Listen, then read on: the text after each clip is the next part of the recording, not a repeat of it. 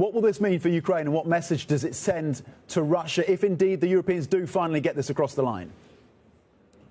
If indeed, Tom, is the sort of key part of that sentence. And I think that that's what we'll be hanging on over the next sort of 10 days or so, going into next week to the European Council meeting that will be held here in Brussels, where European leaders will have to come to a consensus and potentially move on what would be the most significant contribution I think the Europeans can make to this negotiating process, to the efforts of Ukraine to defend itself against Russia that they've made over the last few months. If they are able to get this over the line, Tom, this would account basically 90 billion euros worth of funding for Ukraine over the next period of time. As you say, that goes about 2/3 of the way of covering the funding that they require for running the country and running the military, which is about 135 billion. So that would be a major step. In terms of this signaling, this would signal a couple of different things. One, that the Europeans are still sort of relevant players potentially in this conversation. This may be a way for them to earn themselves a seat at the table. Remember, they did come under pressure from the Trump administration over the last couple of weeks. We've just had that reporting out from Bloomberg that basically the Trump administration was telling them not to touch the Russian assets